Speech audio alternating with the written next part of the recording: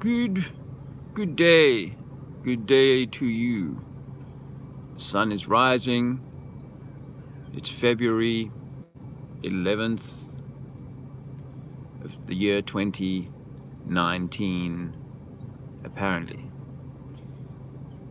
They've been, sorry, I should say, aircraft have been flying through my skies this morning, hither and thither, typically in an east-west direction, across the ecliptic, the line of the sun, the path of the sun. So unfortunately, my early morning sun gaze is slightly obscurated by what appears to be nothing more than hot air. In that regard, I was giving some consideration to the word retard. People don't like to use the word retard in this day and age, given our sensitivity of ear. But the word to retard means to slow down. Obviously, it has connotations to do with people who have come here with some physical apparent slowness or retardation, as they say. You know, I'm not trying to be unkind or whatever, but the reality is that some people come here with fully working parts and others don't. But I'm not really wanting to discuss that so much as the idea that our language has been so cleverly designed that clues are dotted hither and thither.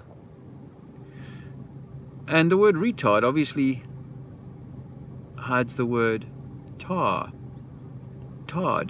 And, you know, someone who's tarred and feathered could have been someone who was Tartarian and who was designed, you know, the language was designed to kind of minimize these people, have some kind of racist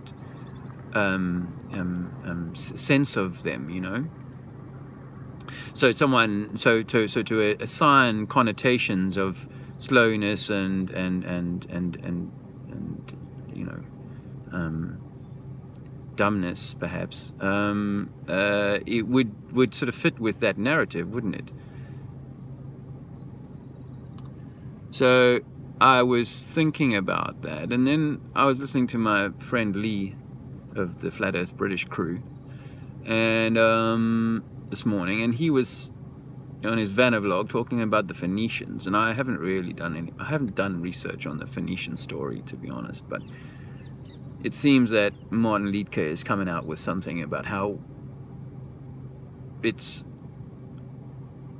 when I say we, I don't know who we is, okay, so just, I'm not really wanting to make any assumptions at this point in time about who we are and who they were, and if there's a they and a them and an us, and who the Phoenicians are and who the Tartarians are. I mean, if the Tartarian structures that we see around the plain are correctly were theirs, and they didn't simply inherit them from a previous epoch, from a previous time, then they were phenomenal builders, and I think that if they also did the paintings like the Sistine Chapel, and their dressmaking was phenomenal, and you've got to say the Mozart works and all of that kind of thing come from that period. So whether it's one person or a group of people that were creating such wonderful music, you know, it would seem absolutely opposite to call someone of that you know, that kind of culture, to call them, or to say retard, and say, you know, that's a dull and slow culture, you know, and you don't want to be associated with that.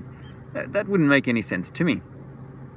The opposite would make sense, of course. But when Lee was talking about Phoenicians, and perhaps that there's a Phoenician element to the story, and that people might be Phoenician, and that they knocked down a Tartarian empire.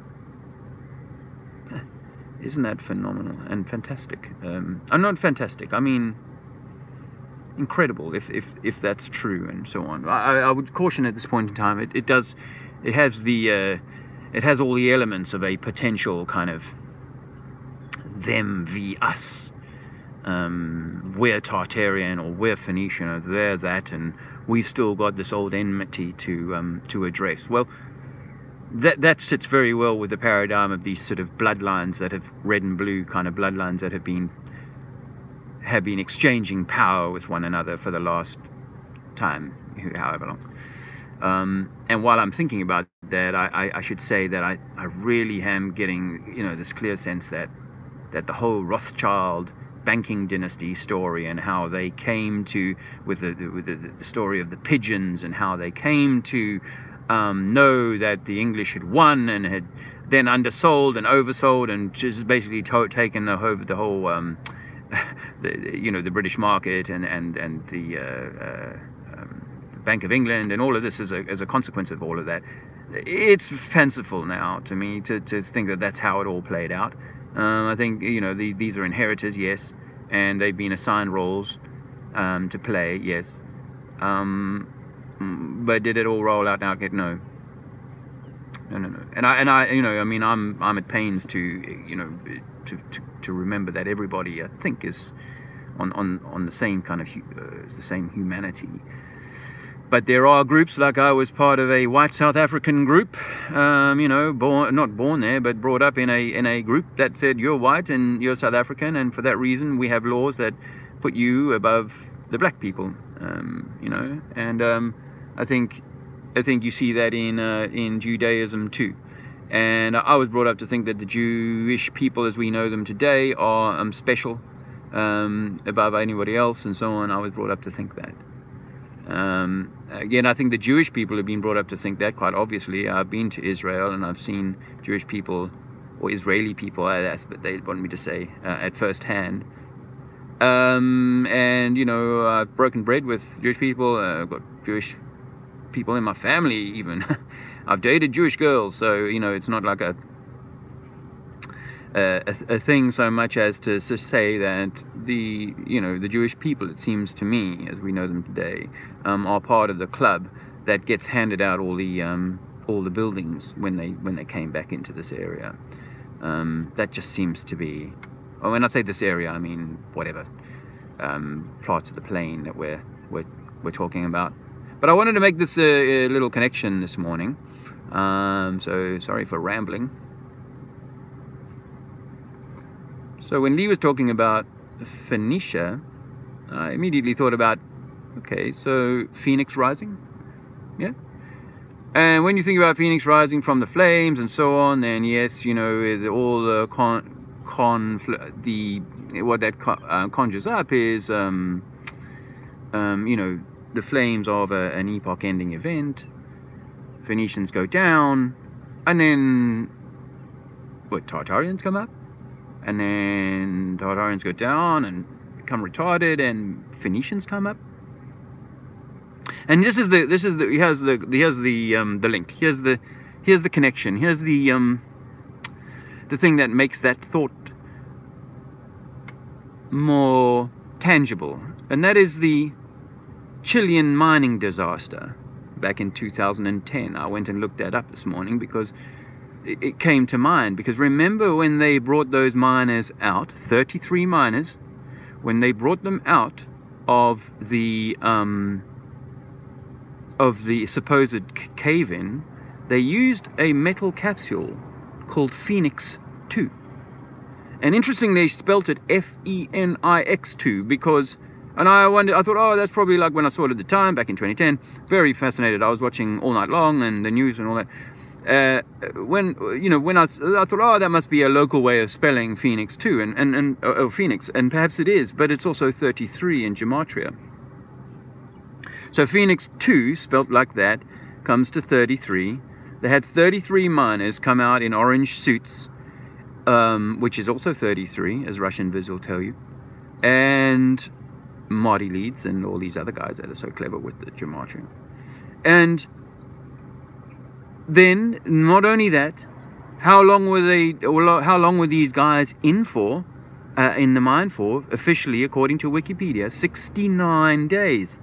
Now, 69, as I've been really coming to realize more and more, is you know, we see it as the yin and yang, and in the sort of the two torus and a plane of inertia model that seems to be becoming more and more popular. Certainly a model that I'm very keen on suggesting is the way it all works.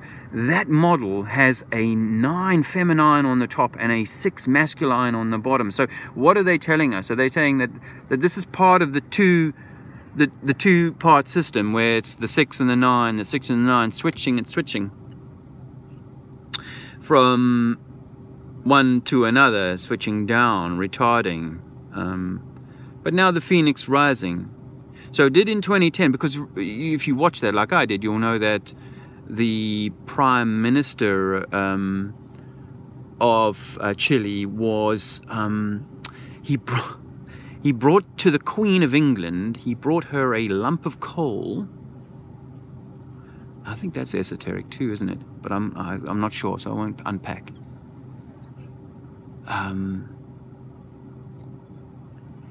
Well, actually, what I've been saying about mud flood is that if you have a mud flood, at the head of the mud flood is all the vegetation.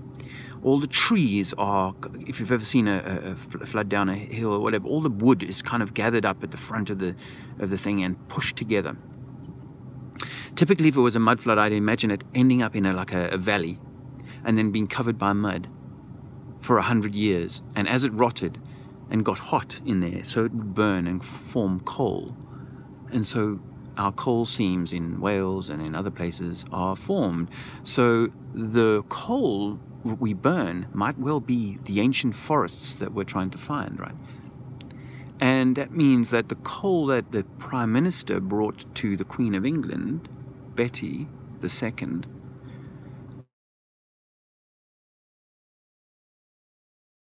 this. Anyway, that's kind of an aside.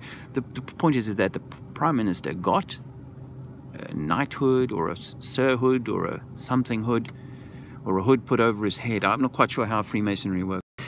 You know, he got sort of really recognized by the machine, the system, for his role in staging what was obviously a hoaxed event. But the hoaxed event tells us something important, that they were saying that Phoenix is rising or Phoenicia is rising. So this is the time perhaps of the Phoenicians to come back into their own. But I get the sense that this system needs for it always to be in a state of flux between the 6 and the 9. As I'm saying, you know, I think that the 3, 6 and 9, right? So the 3, if you take 33 and you flip the first 3 onto the second 3, you get an 8, which is the infinite 8, and it's the infinite 8 that protects or covers or is the neutral point for the 6 and the 9. And this all comes back to heart energy and so on. And I just wanted to push this out there for some of the thinkers who are listening to my channel to kind of give some feedback and to offer their own perspective on that. But, you know, it's kind of exciting. It's very exciting, this idea that you know, those who can see are seeing for an important reason. Flat Earth Fucker was saying something that struck a chord with me the other day. I mean, as it is, he was saying about how it seems there has to be a purpose to all this. I mean, we've really extended ourselves in so many different ways. I was listening to Lee talk about how his work situation is it's so screwed up the way it all is. And I have to ask the question, why a mind like his is working in the job that he does. But we're all, I think so many of us have been misplaced due to the fact that we don't fit, due to the fact that we realize this is not right and we need to do something different. So we put ourselves in this position, and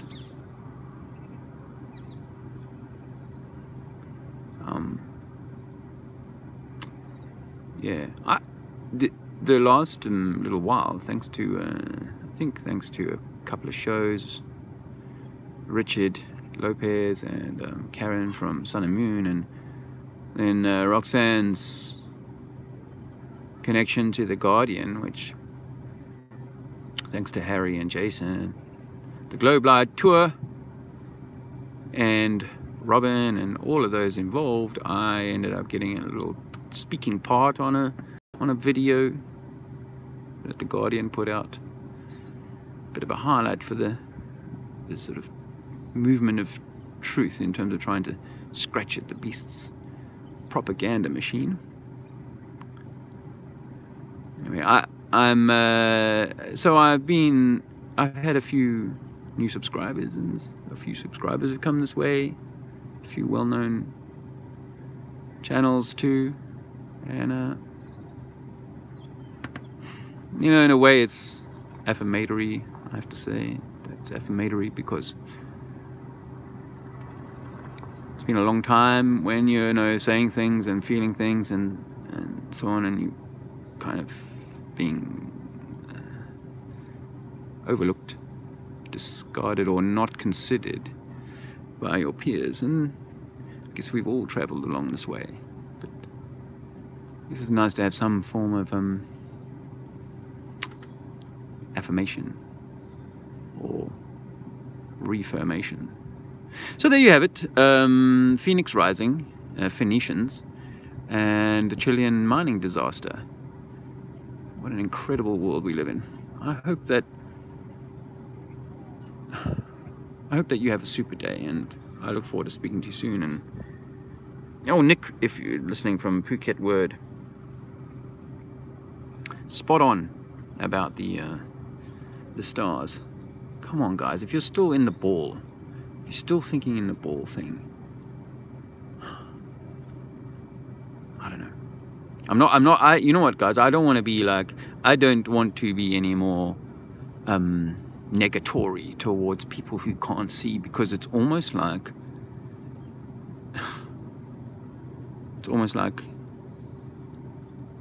they can't, well, it's not like they can't help it, they can't help it.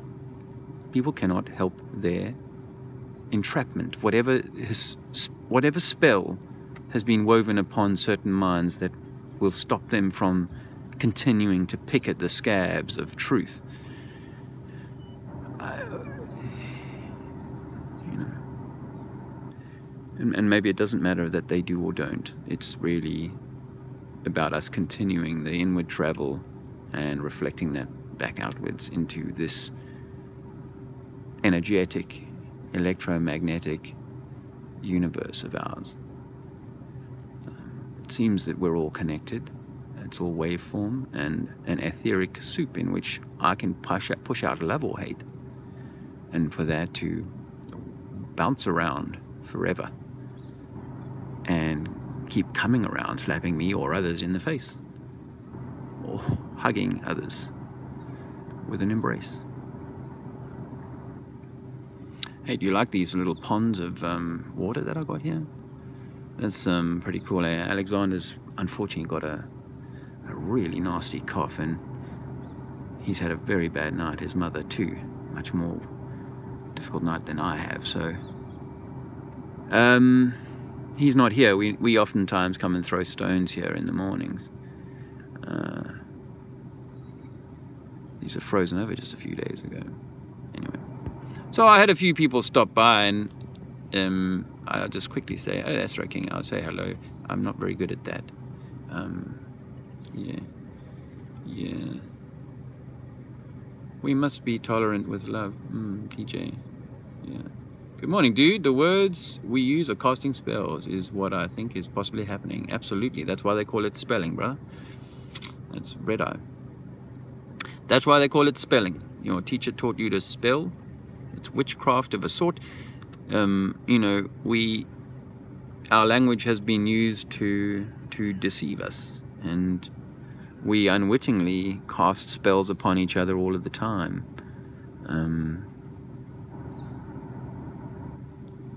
So, you know, kind of learning to be still and all of that, and just sort of vibrate in a higher kind of way. I think that's part of our learning, is actually that, you know, part of the painful processes or painful parts of the journey that I've been through this last while has been sort of reinforcing the need to be clean of mind and body, because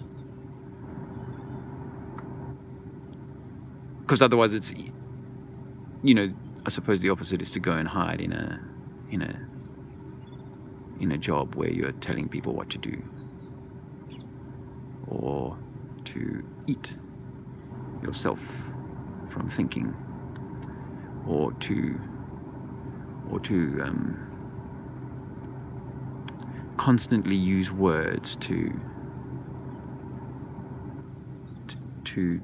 justify away the lack of inner development, because that's something that I have to say I've been guilty of, or you know, done, and I see it in others, in say in the flat earth truth community, where, you know, they'll do so much work but they'll carry on. It's like the lady who will have the tidiest house in the neighborhood. She'll spend all day working on her house in the neighborhood, in her housework, but not on herself. The housework is the distraction from herself. So is the computer game. So is YouTube if we're not mindful. So, a little bit of bird song, and yeah, the planes are still flying, and you know, I don't really talk about chemtrails too much, or geoengineering, I think is the better term, isn't it? I don't talk about it too much because I think for me, you know, mud flood is something that's more tangible to people. It's something you can really touch and feel and point to. Whereas this, you know, people don't want to look up.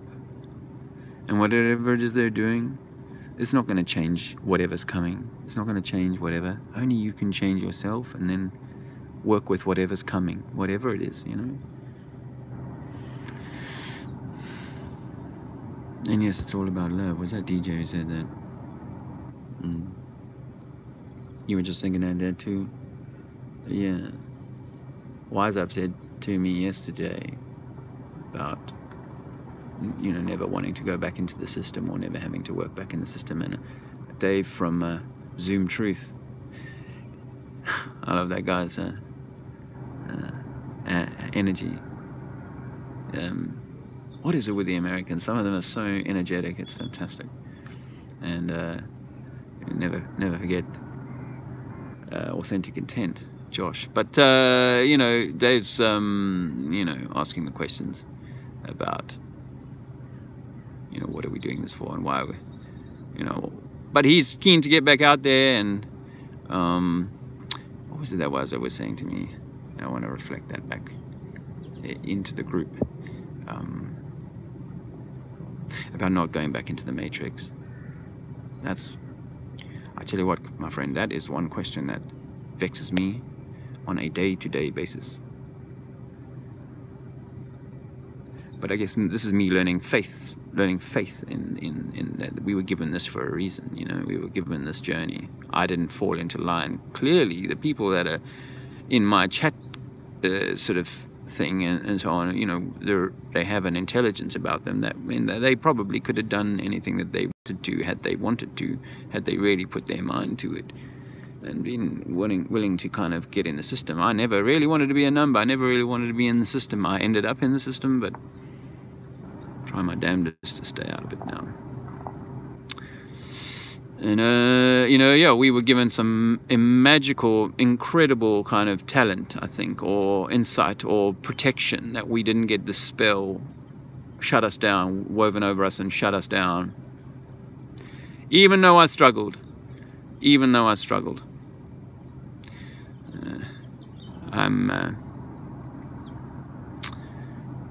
will be interesting. Yeah, even though I struggled with things, you know, I think that, as sounds like most of the guys do, struggle with things in some way or another, and girls. I think there has to be there is an outcome, but perhaps we need to be a little bit patient. Fucker. You guys, that was the flat earth fucker. You guys have a supremely good day, and well, thank you for paying some attention and heed to my ramblings. Rebirth is powerful. Why wouldn't we must be mindful of? Yes, thank you. Oh man, is that Anthony? Hello, mate. Yeah, Earth is a schoolroom. Well, not everybody here. Yeah, I mean that plays into the. Some people say, you know, there's just non-player NPCs, non-player characters. You know, people who just, you know, kind of think that sometimes. But, you know, does that say? Oh man, is that Ronnie? Hi, hi. Yeah, you guys take care. And I saw what threw me off a minute ago is two police dudes walking past. I don't know what it is. That police raid last year has really changed my kind of.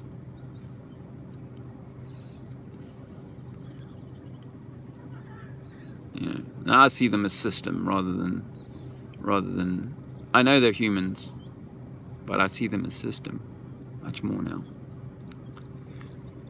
Yeah, well. Hey, have a great day.